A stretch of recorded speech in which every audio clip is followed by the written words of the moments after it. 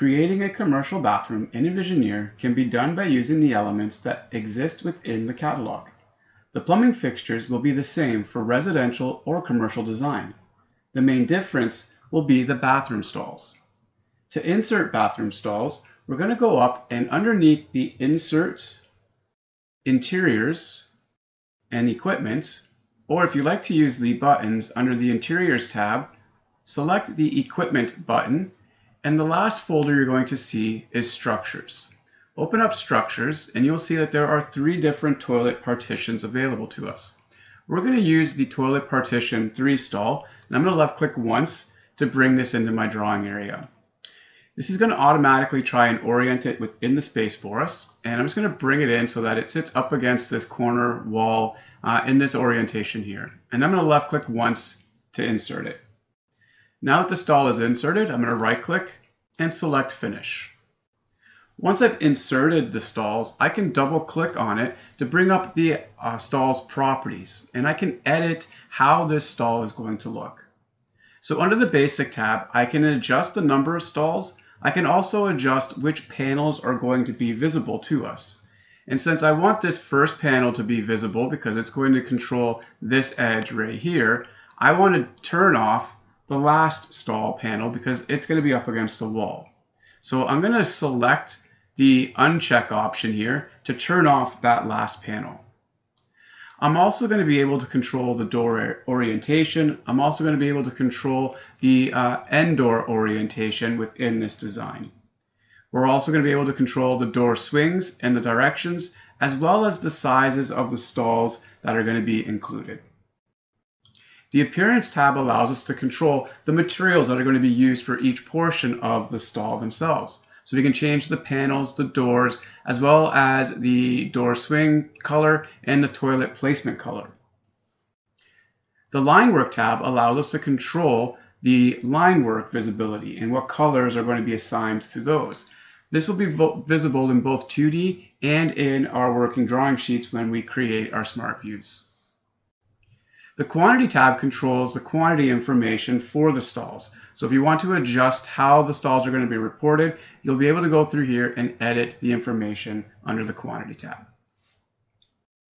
The last tab is the Behavior tab, and this controls how the object is going to be inserted. Like we noticed when we inserted it the first time, it snapped it to the back of the partitions up against the wall. So we're going to leave that as it is. And we're going to say OK. Now that the stalls are in, we can start to add in our toilets that's going to sit inside of each stall. Since the stalls were added as a block, when we try to add in any toilets, they will collide with the stalls and not insert where we would like them to sit. So we will need to turn collision off by either pressing F9 on our keyboard, or in the lower right-hand corner, simply select the collision button to turn it off. Now we're going to go underneath Inserts, and we can go to Interiors, and we can select Plumbing Fixtures, or again, if you like to use buttons, under the Interiors tab, select the Plumbing Fixtures button, and in the catalog we're going to see the different toilet types that we can bring in. And you have a list of different options available to you.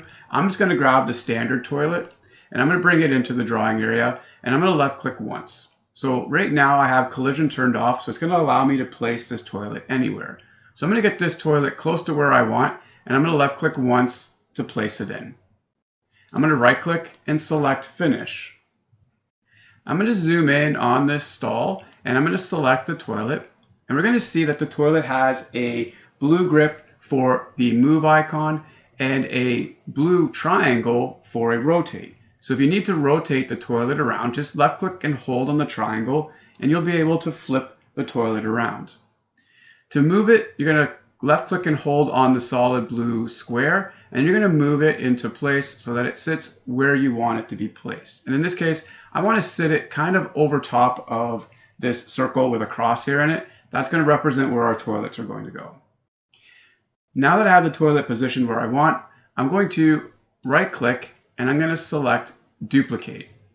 I'm going to use that circle with a crosshair again as a reference, and I'm going to left click once, move my mouse over to the left, position it over top of the circle with the crosshair, left click again. I'm going to duplicate that one more time for our last stall. So I'm going to select right click, duplicate, left click on top of the circle with the crosshair, move it over to the last stall, and left click on the circle with the crosshair to place in our last toilet. With all of our toilets now added in, I do want to make sure I turn collision back on, so any future elements that I add in will be positioned correctly. So again, you can press F9 on your keyboard or simply select the collision option in the lower right-hand corner. This creates the commercial layout for a bathroom design using stalls. We hope this tooltip helps you moving forward. If you like what we are creating, press the like button and be sure to subscribe for future videos. If you have any comments, please let us know in the comments section below. Thank you.